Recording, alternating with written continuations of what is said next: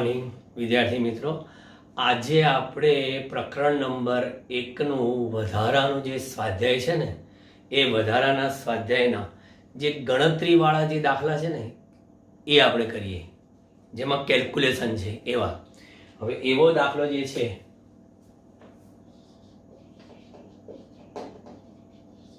વધારાનું સ્વાધ્યાય, બરાબર. એમાં દાખલા નંબર આપણો કયો? 1.25 સ્વાધ્યાય 1.25 સારો દાખલો છે. શું કહે છે જો, મિલિકાનના ઓઇલ ડ્રોપ પ્રયોગમાં 12 વધારાના ઇલેક્ટ્રોન ધરાવતું એક ઓઇલ ડ્રોપ 2.55 × 10⁴ ન્યૂટન પ્રતિ કુલમના સમાન વિદ્યુત ક્ષેત્રની અસર હેઠળ સ્થિર રાખવામાં આવ્યું છે. જો ઓઇલની ઘનતા 1.6 ગ્રામ પ્રતિ સેમી ક્યુબ હોય તો તે ડ્રોપની ત્રિજ્યા શોધો. ગુરુત્વ પ્રવેગ અને ઈની કિંમત આ બને આપેલી છે. હવે મિલિકનનો જે ઓઇલ ડ્રોપ પ્રયોગ જે છે એ ભવિષ્યમાં તમે ભૌતિક વિજ્ઞાન લેશો ને તો ભૌતિક વિજ્ઞાનમાં પ્રેક્ટિકલમાં આવશે. ફિઝિક્સ લેશો તો આ બે પ્લેટની વચ્ચે સમાન એવું વિદ્યુત ક્ષેત્ર આ રીતનું છે. એટલે આ પ્લેટને લાગુ પાડેલા વોલ્ટેજ, વિદ્યુત ક્ષેત્ર ક્યાંથી ક્યાંનું હોય કે વિદ્યુત ક્ષેત્ર પોઝિટિવ થી નેગેટિવ નું. એટલે પોઝિટિવ નેગેટિવ, એટલે પોઝિટિવ નેગેટિવ નું આ વિદ્યુત ક્ષેત્ર ઈ લાગુ પડે. અહીંયા 12 વધારાના ઇલેક્ટ્રોન ધરાવતું એક ડ્રોપ જેનો વીજભાર Q અને દ્રવ્યમાન m છે. m છે એટલે અધો દિશામાં શું લાગશે તો કે વજન બળ mg લાગે, અને ક્ષેત્રની વિરુદ્ધ દિશામાં શું લાગે? વિદ્યુત બળ QE લાગે. ક્લિયર? આ બે પ્લેટની વચ્ચે સમાન એવું વિદ્યુત ક્ષેત્ર લાગુ પાડ્યું. હવે હું કિંમતો મૂકું. કિંમતોમાં સૌથી પહેલા વિદ્યુત ક્ષેત્ર E કેટલા મૂલ્યનું આપેલું છે? 2.55 × 10⁴. 2.55 × 10⁴ ન્યૂટન પ્રતિ કુલમ. આ આપણને વિદ્યુત ક્ષેત્ર આપ્યું. બુંદ ઉપર વિદ્યુત ભાર Q કેટલા છે? તો કે 12 ઇલેક્ટ્રોન જેટલા, એટલે કે Q બરાબર આપણે કહીએ -12E. -12E બરાબર. અને એટલે 12 ઇલેક્ટ્રોન કહીએ, પછી કિંમત E ની કિંમત માઈનસ છે, આપણને ખબર છે. તો 12 × -1.6 ગુણ્યા 10⁻⁹ એટલે મને Q ની કિંમત કેલ્ક્યુલેટર થી ગણીશો 12 ગુણ્યા 1.6 19.2 ગુણ્યા 10⁻⁹ કુલમ. ચલો Q મળી ગયું. પછી આપણને ઓઇલની ઘનતા આપેલી છે. ઓઇલની ઘનતા રો 1.24 ગ્રામ પ્રતિ સેમી ક્યુબ ઘનતા આપેલી છે. હવે 1.24 ગ્રામ પ્રતિ સેમી ક્યુબ છે તો MKS માં કેટલી થશે? 1.26 ગ્રામના કિલોગ્રામ અને સેન્ટીમીટર ક્યુબના મીટર ક્યુબ. કારણ -3 અને નીચે -6 ઉપર જાય +6, 6 માંથી 3 એટલે 10⁻³ કિલોગ્રામ પ્રતિ મીટર ક્યુબ. ગુરુત્વ પ્રવેગ 9.81 મીટર પ્રતિ સેકન્ડ સ્ક્વેર. ની કિંમત આપણે આપેલી લખી લીધી. ચલો ડ્રોપની ત્રિજ્યા શોધવાની છે. r equal to question mark. હવે અહીંયા આગળ જોવો છો તમે કે આ ડ્રોપ છે આપણો. એ ડ્રોપ પર ઉર્ધ્વ દિશામાં વિદ્યુત બળ લાગે છે ને અધો દિશામાં કયું બળ છે? વજન બળ. તો ડ્રોપ એટલે આપણે કહીએ બુંદ. બુંદની સમતોલન સ્થિતિમાં તેની પર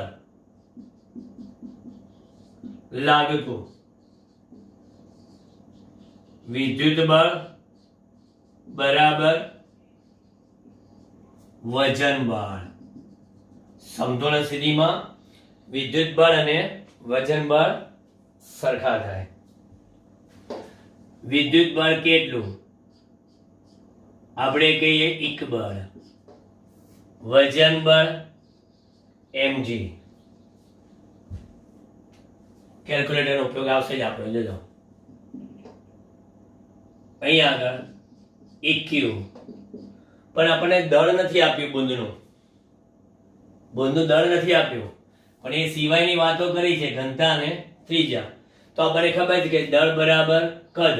બુંદ કેવું હોય? ગોળાકાર. ગોળાકાર એટલે 4/3 પાઈ ત્રિજ્યાનો ઘન એટલે કદ ગુણ્યા ઘનતા ગુણ્યા ગુરુત્વ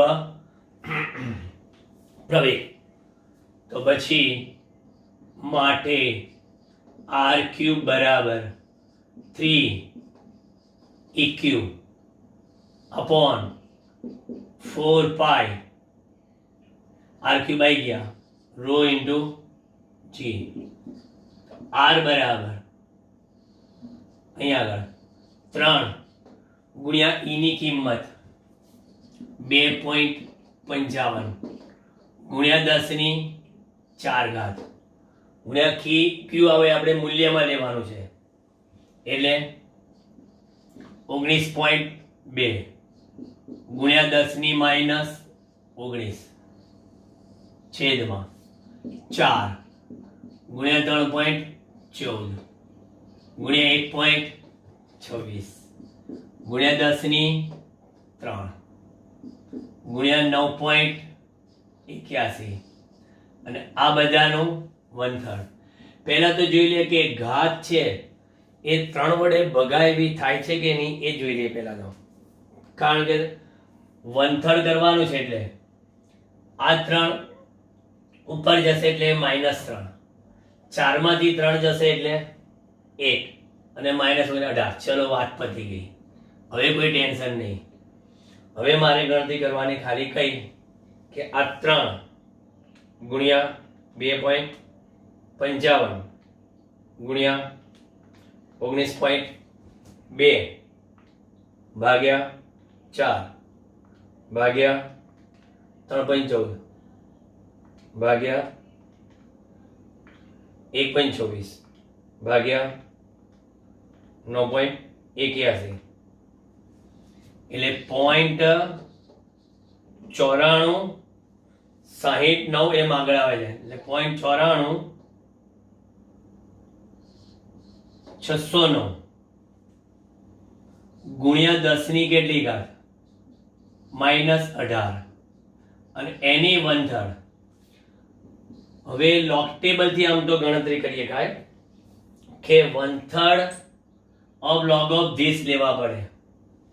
આપણે કેલ્ક્યુલેટર થી કરીએ. ચલો 0.94609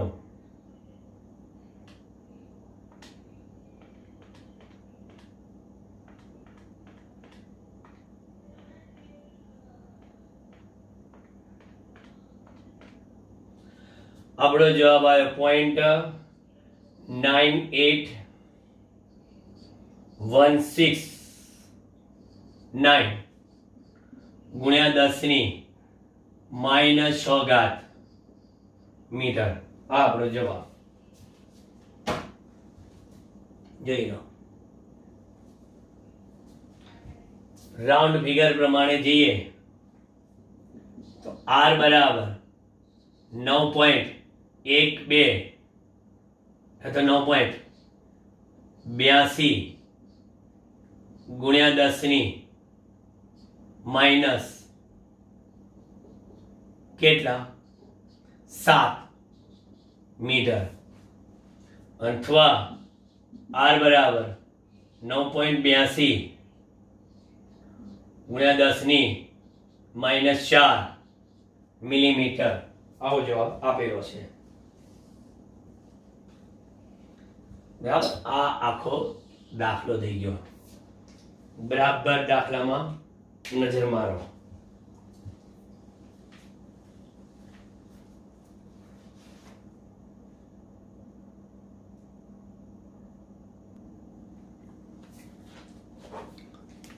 ચલો હવે ગણતરી વાળો દાખલો 1.27. અવકાશમાં અમુક વિસ્તારમાં બધે વિદ્યુત ક્ષેત્ર z દિશામાં છે. જો કે વિદ્યુત ક્ષેત્રનું માન અચળ નથી, પણ ધન દિશામાં નિયમિત રીતે દર મીટરે 10 ની 5 ન્યૂટન પ્રતિ કુલમ્બના દરથી વધે છે અને ઋણ z દિશામાં 10 ની -7 કુલમ્બ ઇન્ટુ મીટર કુલ ડાયપોલ મોમેન્ટ ધરાવતા તંત્ર વડે અનુભવાતા બળ અને ટોર્ક કેટલા થશે એ શોધો. બળ અને ટોર્ક અહીં આગળ આપણને યામાક્ષ પદ્ધતિ મુજબ આ છે +z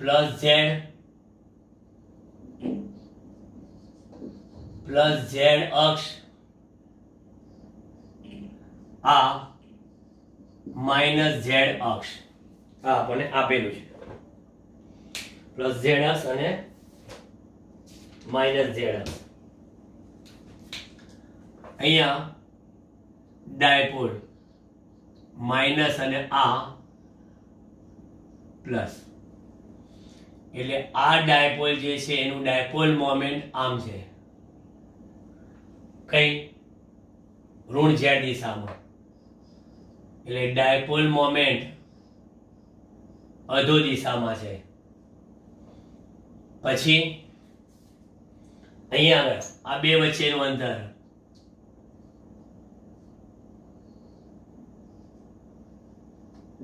કેટલું છે 2a છે. ધારો કે આપણે કહીએ અહીંયા આગળ વિદ્યુત ક્ષેત્ર એ ક્યાં આપ્યું છે, એને વિદ્યુત ક્ષેત્ર z દિશામાં, એટલે વિદ્યુત ક્ષેત્ર z દિશામાં છે અહીંયા આગળ. અહીંયા આગળ એનું મૂલ્ય આપણે કહીએ કેટલું છે E જેટલું, અને પછી અહીંથી અહીં પહોંચે છે તો અહીંયા આગળ વિદ્યુત ક્ષેત્ર પ્રતિ મીટરે વધતું જાય છે. પ્રતિ મીટરે વધતું જાય છે એટલે અહીંયા આગળ વિદ્યુત ક્ષેત્ર કેટલું થશે, E છે એનાથી વધારે એટલે વત્તા ડેલ્ટા E જેટલું થાય અહીંયા આગળ. બરાબર, E ઇન્ટુ ડેલ્ટા E પ્રતિ મીટરે વિદ્યુત ક્ષેત્ર વધતું જાય છે. હવે આ જે વિદ્યુત ક્ષેત્ર જે છે એમાં અહીંયા આગળ આમ કરીને બતાવો તો કઈ દિશામાં k કેરેટ, આ પણ કઈ દિશામાં k કેરેટ, મૂલ્ય ના લખવું હોય તો. બરાબર, આ વિદ્યુત ક્ષેત્ર ek કેરેટ. હવે દેખીતું છે કે અહીંયા બળની વાત કરીએ તો આ પ્લસ પર બળ ક્ષેત્રની ક્યાં લાગે, દિશામાં લાગે, એટલે હું એને કહું F પ્લસ, આમ ક્ષેત્રની દિશામાં. અને આની પર બળ ક્યાં લાગે તો કે ક્ષેત્રની વિરુદ્ધ, એટલે -F. F plus F minus, એટલે તમને પરિણામી બળ મળી જાય. આ આકૃતિ થઈ ગઈ આપણી. વિદ્યુત ક્ષેત્રમાં z દિશામાં પ્રતિ મીટરે થતો વધારો કેટલો આપ્યો છે? પ્રતિ મીટરે વધારો 10⁵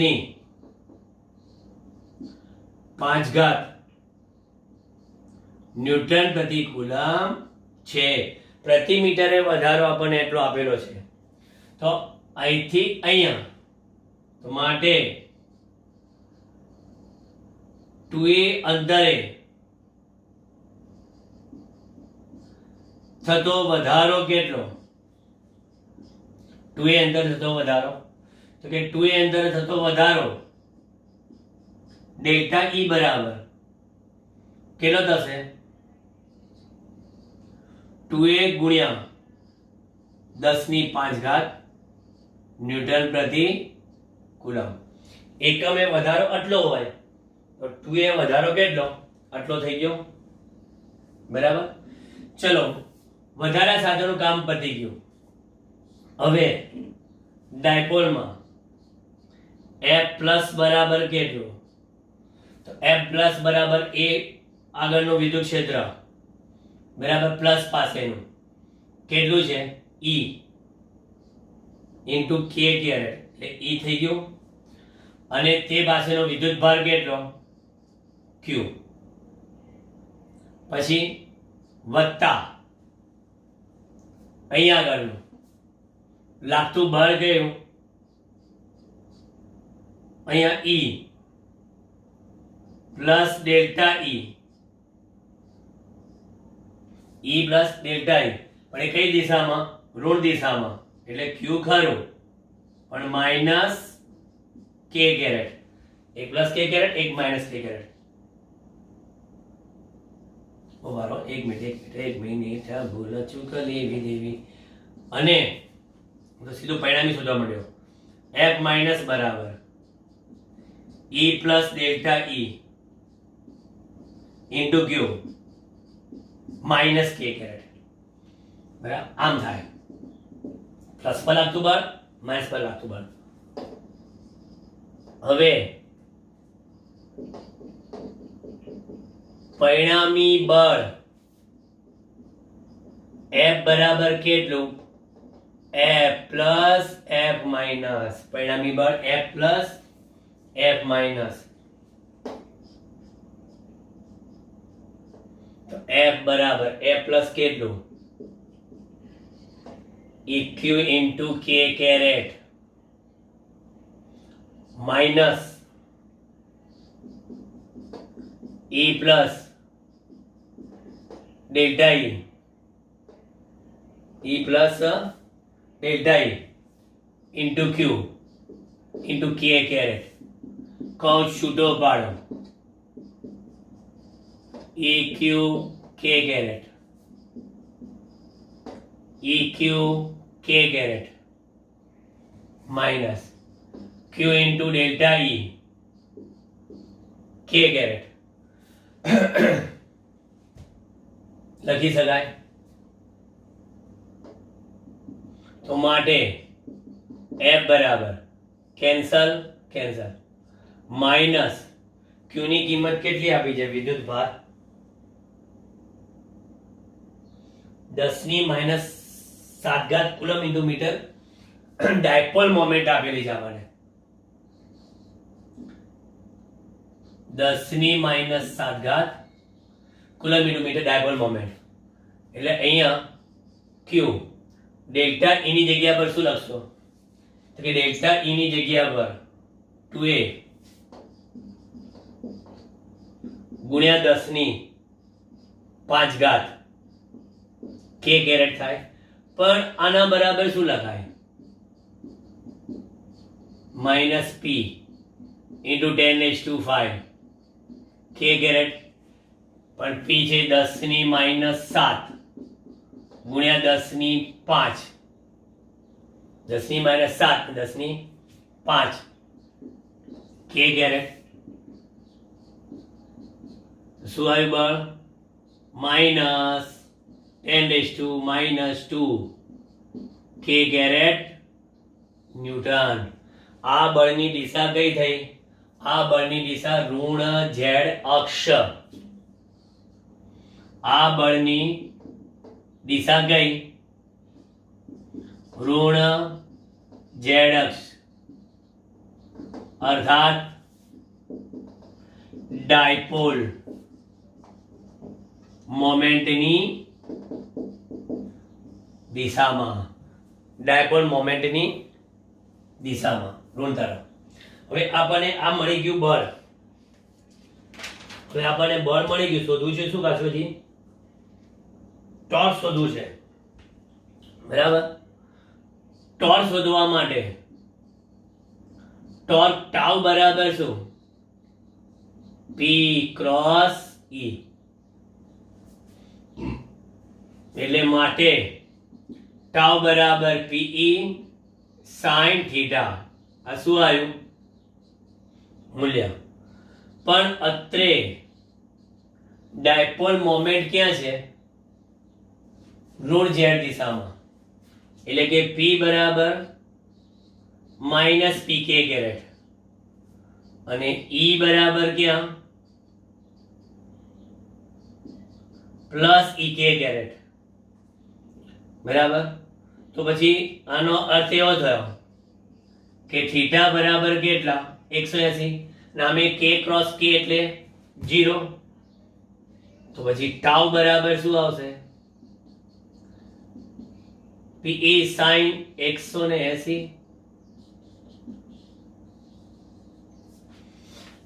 એટલે ડાયપોલ પર ઋણ ક્યાં? ડાયપોલ પર ઋણ ઝેડ દિશામાં પરિણામી બળ લાગશે. એટલે ડાયપોલની ઋણ ઝેડ દિશામાં રેખીય ગતિ ચાલુ રહેશે, બરાબર. પણ ચાપ ગતિ થશે નહીં, કારણ કે ટોર્ક લાગતો નથી. ચાલો હવે સ્વાધ્યાય 1.30 બહુ જ મસ્ત દાખલો છે. આપણે ગાઉસના પ્રમેયનો ઉપયોગ નંબર પહેલો જોયો હતો. એમાં એવું હતું કે અનંત રીતે રેખીય વિતરિત એવા વિદ્યુત ભારના લીધે તે વિદ્યુત ભારથી r અંતરે વિદ્યુત ક્ષેત્ર, એટલે આપણે તાર પર વિદ્યુત ભાર લીધો એ અનંત લંબાઈનો તાર, એ અનંત લંબાઈના તારમાં અનંત રીતે નિયમિત વિતરિત એવા વિદ્યુત ભારની વાત કરી હતી, પણ એમાં ગાઉસના નિયમનો ઉપયોગ કરેલો. હવે અહીંયા શું કહે છે ખબર? કે ગાઉસના નિયમના ઉપયોગ વિના આ આખી વાત અહીંથી આમ.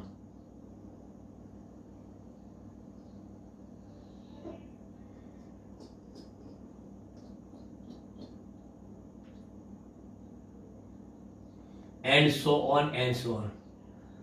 અને આ બધા આપણે સરળતા ખાતર ધન વિદ્યુત ભાર વિચારીએ છીએ, એટલે કે લેમ્બડા ઇઝ ગ્રેટર ધેન 0 વાળો કિસ્સો. હવે આ તારથી અહીંયા આગળ આ અંતર આપણે વિચારીએ, જે આપણને ખબર છે r અંતર, તારથી r અંતર, જે ગાઉસના નિયમથી શોધતા હતા. હવે એવી રીતે નહીં. આ તારથી r અંતર આવેલા p બિંદુ વિદ્યુત ક્ષેત્ર શોધવા માટે અહીંયા અહીંથી x અંતરે અને એટલા જ x અંતરે, એટલે ટૂંકમાં એક સરખા અંતરે આવેલા બિંદુ પાસે નાના નાના શું વિચારો? પૃષ્ઠખંડો વિચારો. એક સરખા પૃષ્ઠખંડો, એક સરખા પૃષ્ઠખંડ. આ પૃષ્ઠખંડ છે એની લંબાઈ dx, આની પર લંબાઈ dx. એક સરખા પૃષ્ઠખંડ લીધા મેં. હવે આ પૃષ્ઠખંડ પર વિતરિત વિદ્યુત ભાર માટે આપણે એવું કહીએ કે જો વિદ્યુત ભારની નિયમિત રેખીય ઘનતા લેમ્બડા હોય તો dx ખંડમાં વિતરિત વિદ્યુત ભાર dq કેટલો? લેમ્બડા dx થાય, બરાબર. લેમ્બડા dx થાય. હવે એમાં હું કોઈ એકની જ વાત કરું. સપોઝ આ ખંડથી અંતર કેટલું હશે? જો આ x હોય ને r હોય તો સ્વાભાવિક છે કે આ કેટલું થાય? r² વત્તા x² થાય. અને ત્યાંથી આ વિદ્યુત ક્ષેત્ર ઉદ્ભવતું ક્યાં બતાવો? આ બાજુ. એટલે આ DE સદિશ આ સાઈડ હોય, બરાબર? DE સદિશ. હવે જો અહીંયા આગળ યામાક્ષ પદ્ધતિ વિચારીએ તો આ DE ના બે ઘટકો મારે લેવા પડે. જેમાં જો આ ખૂણો હું એને થીટા કહું તો આ ખૂણો કેટલો થાય? થીટા. તો આ DE નો આ બાજુનો ઘટક કયો થયો? તો કે DE cos થીટા. અને કઈ દિશામાં હશે? ઉપરની, એટલે J કેરેટ. અને આ DE નો આ ઘટક કયો આવશે? તો કે સાહેબ એ DE sin થીટા. પણ કઈ દિશામાં? I caret. જો તમે આની વાત કરી, સેમ આની પણ વાત કરી દો, તો એમાંય આ અંતર કેટલું? r² + x². તો એનું પણ વિદ્યુત ક્ષેત્ર આ બાજુ જ આવશે.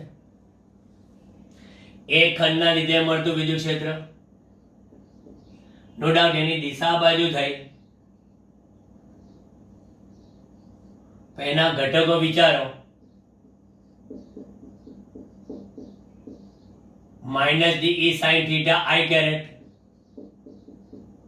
અને આ ગયો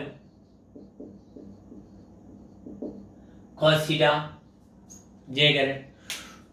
ટૂંકમાં આપેલા અનંત રીતે વિતરિત એવા વિદ્યુત ભારિત તારના કોઈ પણ ખંડના લીધે મળતા વિદ્યુત ક્ષેત્રની તીવ્રતાના y ઘટકો એકબીજાની અસરો નાબૂદ કરશે.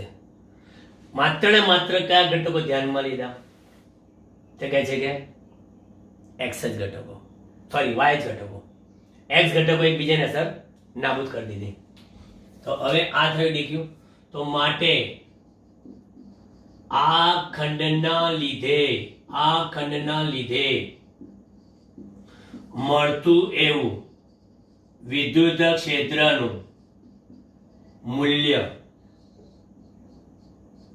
DE બરાબર KdQ અપોન અંતરનો વર્ગ. કેટલો?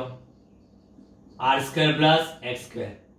પણ KdQ એટલે λ/dx અપોન કેટલા? r² + x² લખાય.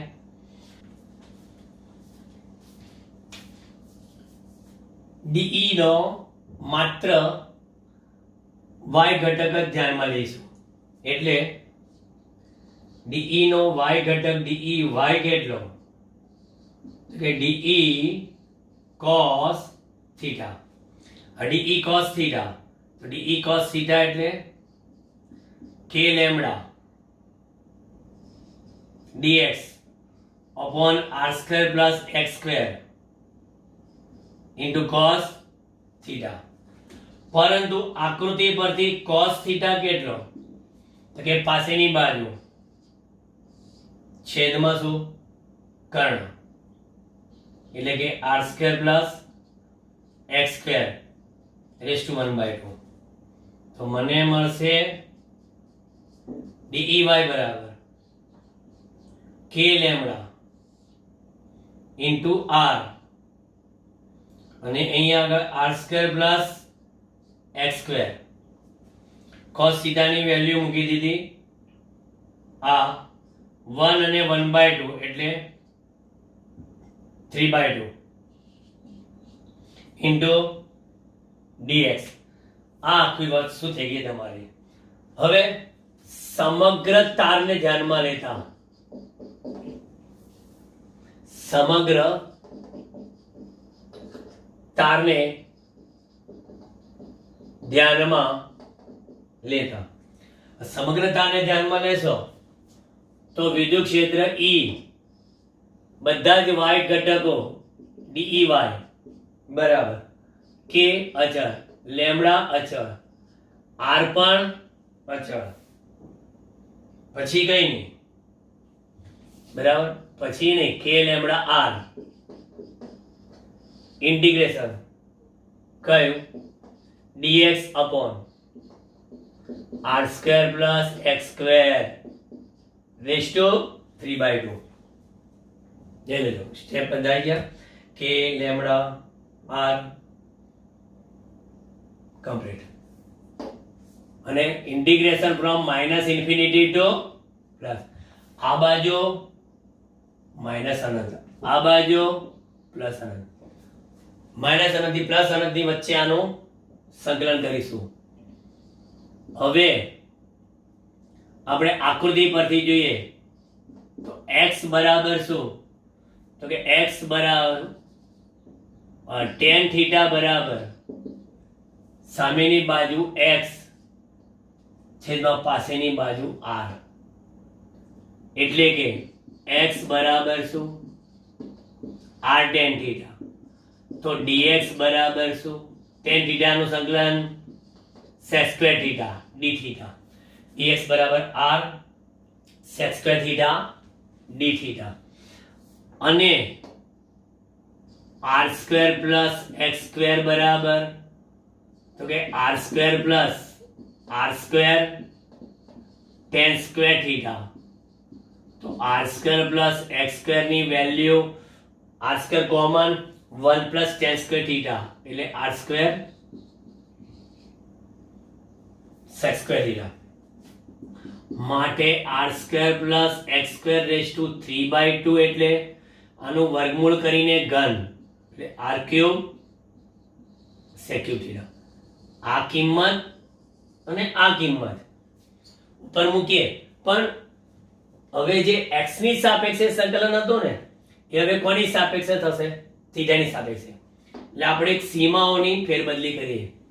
હવે જ્યારે અહીંયા આગળ x બરાબર માઇનસ ઇન્ફિનિટી હોય તો માઇનસ ઇન્ફિનિટી તો tan થીટા બરાબર માઇનસ ઇન્ફિનિટી, તો થીટા બરાબર માઇનસ π/2 કે tan π/2 અવ્યાખ્યાયિત છે, માઇનસ અવ્યાખ્યાયિત, x બરાબર કેટલા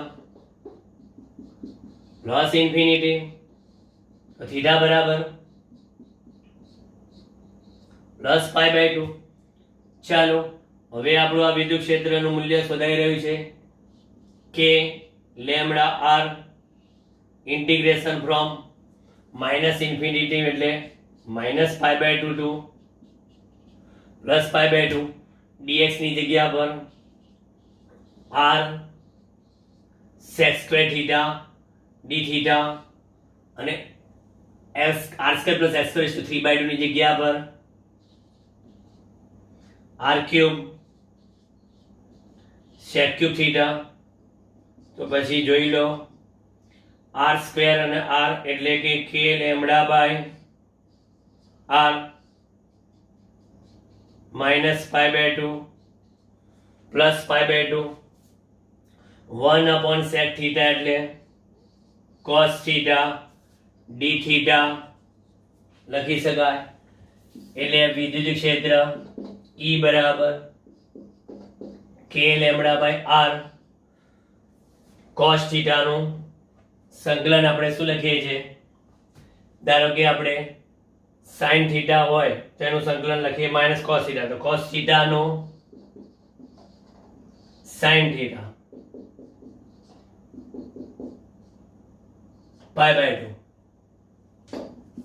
એટલે E બરાબર k lambda by r sin theta એટલે ઉપલી સીમા ઓછા sin નીચલી સીમા એટલે sin માઇનસ π/2 એટલે આપણને મળશે k lambda by r 1 plus 1 એટલે E બરાબર 2k લેમ્બડા બાય r. આવી ગયું ગાઉસના પ્રમેયથી આપણે જે લાવ્યા હતા એવું જ પરિણામ. અને સદિશની દ્રષ્ટિએ જોઈએ તો અહીંયા સદિશ E બરાબર કેટલા 2k lambda by r into j caret. આપણે જે આકૃતિ બતાવી ને એ મુજબ આપણે j કેરેટ આવે. ક્લિયર?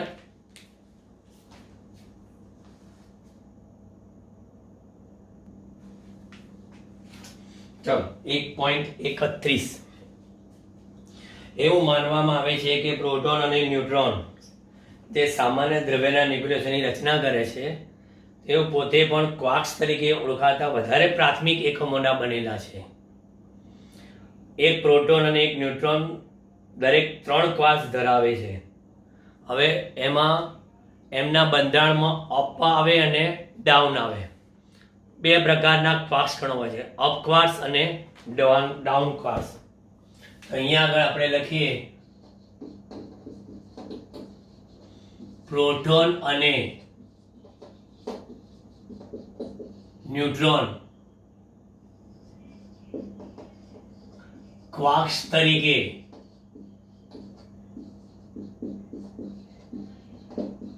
ઓળખાતા કણોના બનેલા છે, જેમાં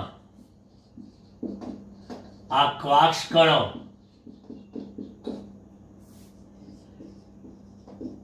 મુખ્યત્વે બે પ્રકારના હોય છે. એક છે અપ ક્વાર્ક અને બીજો છે ડાઉન ક્વાર્ક. અપ ક્વાર્ક અને ડાઉન ક્વાર્ક આની પરનો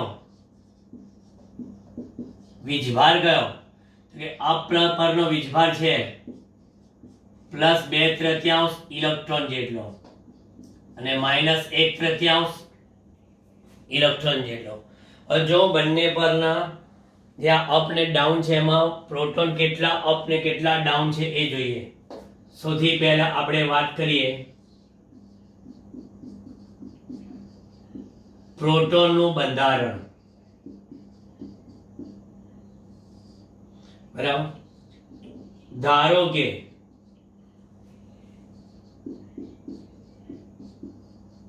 પ્રોટોન એ શેનો? કે પ્રોટોન એ x અપ ક્વાર્ક અને પ્રોટોન પાસે x અપ ક્વાર્ક તો છો. પ્રોટોન પાસે કુલ કેટલા છે? x પ્રોટોનના ક્વાર્ક્સ આવ્યા. બરાબર?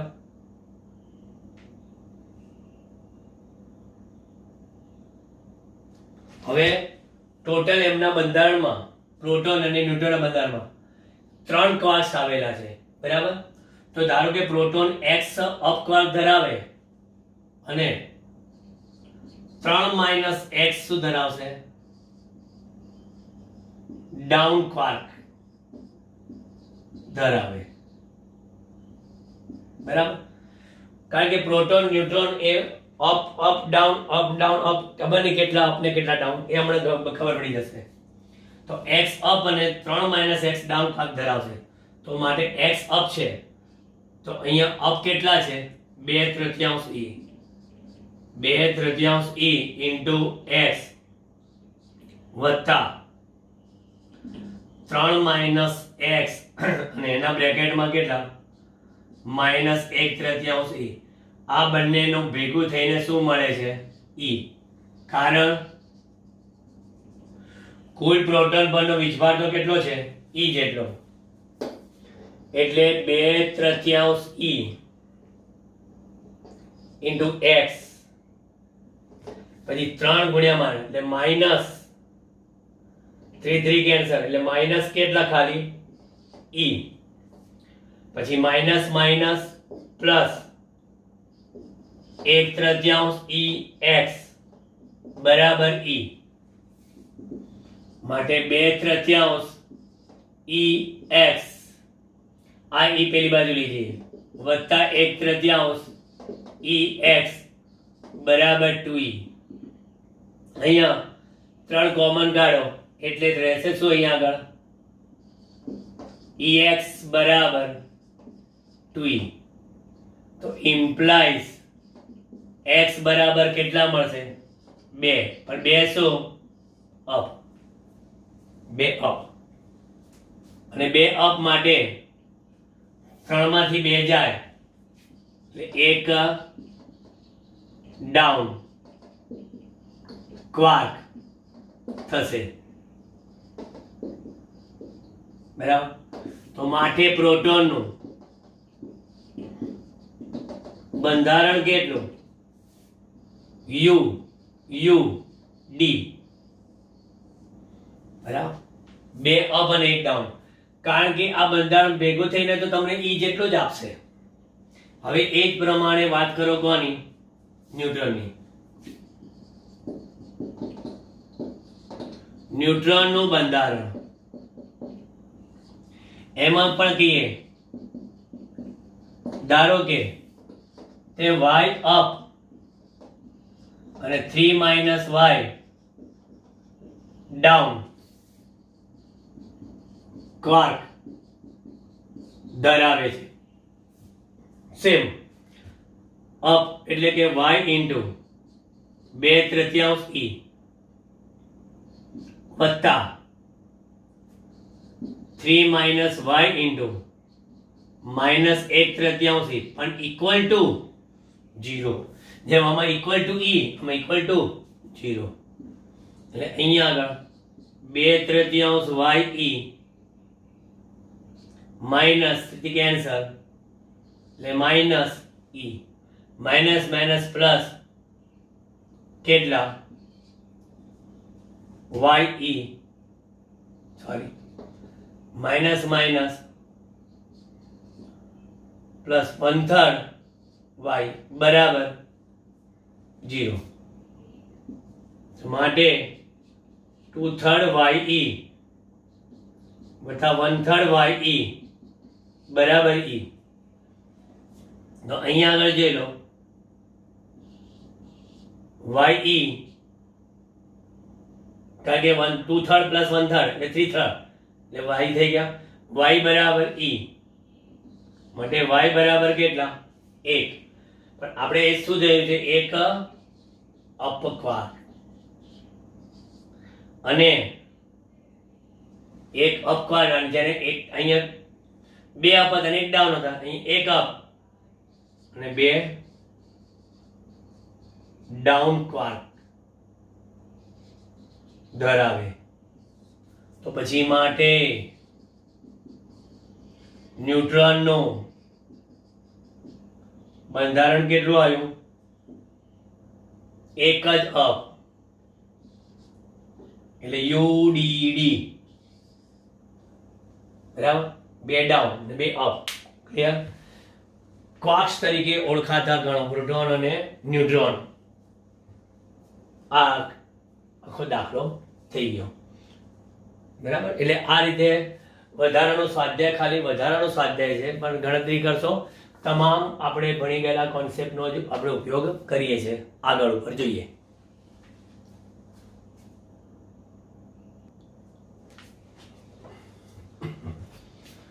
એક પોઈન્ટ 33 એમ દળ અને -q વિદ્યુત ભાર ધરાવતો એક કણ બે વિદ્યુત ભારિત પ્લેટની વચ્ચેથી vx વેગથી પ્રારંભમાં x અક્ષને સમાંતરે દાખલ થાય છે. આકૃતિ આગળ 1.33 એટલે આપણે એક દાખલો હતો સ્વાધ્યાયમાં 1.14 દાખલો. 14મા દાખલામાં આ કોન્સેપ્ટ હતો. જોઈએ આપણે આ રીતના છે. આ બે પ્લેટની એક્ઝેક્ટ વચ્ચેનો વિસ્તાર, આ પ્લેટની લંબાઈ આપણે કહીએ કેપિટલ L બરાબર. આ બે પ્લેટ વચ્ચેનું અંતર એ પણ આપણે કહીએ D અહીં આગળ પ્લેટ ઉપર ધન સ્થિતિમાન અને અહીંયા ઋણ સ્થિતિમાન. એટલે સ્વાભાવિક છે કે વિદ્યુત ક્ષેત્ર ક્યાંથી ક્યાંનું પોઝિટિવ થી નેગેટિવ. હવે અહીંથી આ સમસ્થિતિજ દિશામાં vx વેગથી કોને દાખલ કર્યો છે? આ એક ઇલેક્ટ્રોનને. પણ ક્ષેત્રની વિરુદ્ધમાં શું થશે? ક્ષેત્રની વિરુદ્ધમાં બળ લાગશે એટલે ઇલેક્ટ્રોનનું વિચલન આ y જેટલું આ બાજુ થયું. ઇલેક્ટ્રોનનું વિચલન y જેટલું. આનું આપણે સૂત્ર મેળવવાનું છે. બરાબર. પછી 34મો જે છે દાખલો, એમાં આ જે સૂત્ર મેળવીશું ને એની કિંમતો મૂકીશું. એટલે આપણે 34મો દાખલો ગણીશું નહીં, એ તમે જાતે ગણજો. બરાબર. હું આની આખી થિયરી તમને કહી દઉં. જોઈ લો. આ ઋણ વિદ્યુત ભાર Q દાખલ કર્યો તમે. બરાબર. હવે એ વિદ્યુત ભાર ઋણ બે પ્લેટની વચ્ચે vx થી પ્રારંભમાં x અક્ષને સમાંતર દાખલ થાય છે. દરેક પ્લેટની લંબાઈ આપણને l આપેલી છે. દરેક પ્લેટની લંબાઈ આ આપણને l આપેલી છે. બે પ્લેટો વચ્ચેનું સમાન વિદ્યુત ક્ષેત્ર જાળવી રાખવામાં આવે છે. આ વિદ્યુત ક્ષેત્ર સમાન જાળવી રાખેલું છે. દર્શાવો કે પ્લેટના દૂરના છેડે કણનું શિરોલંબ વિચલન આ ql² ભાગ્યા 2m vx² છે. હવે અહીંયા આગળ કણનો x દિશામાં પ્રારંભિક વેગ v0x બરાબર કેટલો છે? vx. અને કણનો y દિશામાં, કારણ કે આપણી પાસે આ y અક્ષ છે અને આ અક્ષને આપણે કઈ કીધી છે? x અક્ષ કીધી છે. y દિશામાં પ્રારંભિક વેગ v0y બરાબર 0 છે. y દિશામાં પ્રારંભિક વેગ નથી. તો માટે કણનો પ્રવેગ vy એ ay બરાબર કણ પર લાગતું બળ ભાગ્યા કણનું દળ. ay બરાબર f ભાગ્યા f કેટલા છે આપણી પાસે? eq ભાગ્યા m. એટલે આપણને y દિશામાં શું મળી ગયો? પ્રવેગ. ગતિનું સમીકરણ. ગતિના સમીકરણમાં શું? d બરાબર v0t વત્તા 1/2 at² પરથી y બરાબર v0 કેટલા લીધા આપણે? 0 વત્તા 1/2 ay into t². તો મને મળશે y બરાબર 1/2 ay એટલે eq ભાગ્યા m into કેટલા? t². પરંતુ તમને ખબર છે કે સમસ્થિતિજ વેગ vx બરાબર કેટલો? અહીંથી અહીં સુધી ઇલેક્ટ્રોને કાપેલું અંતર ભાગ્યા તે માટે લાગતો સમય, એના પરથી t બરાબર શું? l ભાગ્યા vx. તો આ સમીકરણમાં t ની કિંમત મૂકી દો તો y બરાબર 1/2 eq ભાગ્યા m into t² l² ભાગ્યા vx². જોઈ લો. qel² ભાગ્યા 2m v². આ આપણો જવાબ આવી ગયો જે આપણે માંગ્યો છે. હવે અહીંયા જે સ્વાધ્યાય કીધું છે 1.34 માં ઉપલા સમીકરણનો ઉપયોગ કરવાનો છે. ધારો કે એમાં એને vx બરાબર આપેલા છે. vx કેટલા છે? 2 × 10⁶. 2 × 10⁶. મીટર પ્રતિ સેકન્ડ. ચલો વીએક્સ આપી દીધા. પછી 0.5 સેન્ટીમીટરનું અંતર છે, બે પ્લેટ વચ્ચેનું અંતર 0.5 સેન્ટીમીટર, એટલે 5 ગુણ્યા 10⁻³ મીટર. ચલો એક એ થઈ ગયું. ડી બરાબર વિદ્યુત ક્ષેત્ર ઈ આપેલું છે 9.1 ગુણ્યા 10⁻² ન્યૂટન પ્રતિ કુલમ. ઇલેક્ટ્રોનનું દળ 9.1 ગુણ્યા 10⁻31 કિલોગ્રામ ઇલેક્ટ્રોન દળ. વીજભાર Q બરાબર એટલે આપણે અહીંયા E કીધો છે કેટલો 1.6 × 10⁻19 કુલમ. આ દાખલો ટોટલી સેલ્ફ છે, પણ હવે એક ધ્યાન રાખજો, હવે આ જે ડી આપ્યા છે ને એમાં એને પૂછ્યું છે કે પ્લેટમાં કઈ જગ્યાએ અથડાશે, બરાબર. એટલે અહીંયા આગળ આપણે બે રીતે શોધવાનું છે. જો વચ્ચેથી એ પસાર કરીએ, બરાબર, એટલે y બરાબર d/2 માટે તો વચ્ચેથી ઇલેક્ટ્રોન જાય તો y બરાબર d/2 લેવાના, અને નીચેના છેડેથી જાય તો y બરાબર કેટલા લેવાના d માટે. એટલે આ બે કિસ્સાના બે જવાબ લાવજો. શેના? આના માટે L = ક્વેશ્ચન માર્ક એટલે પ્લેટમાં કઈ જગ્યાએ અથડાશે, અને આના માટે પણ પ્લેટમાં કઈ જગ્યાએ અથડાશે. બે ગણતરી કરજો સેલ્ફમાં, કારણ કે આમાં સૂત્રમાં કિંમત મૂકીને સાદુરૂપ લાવવાનું છે, બરાબર. આ વધારાના સ્વાધ્યાય તમારા પૂરા થઈ ગયા. સંપૂર્ણપણે પ્રકરણ નંબર 1 પતી ગયું.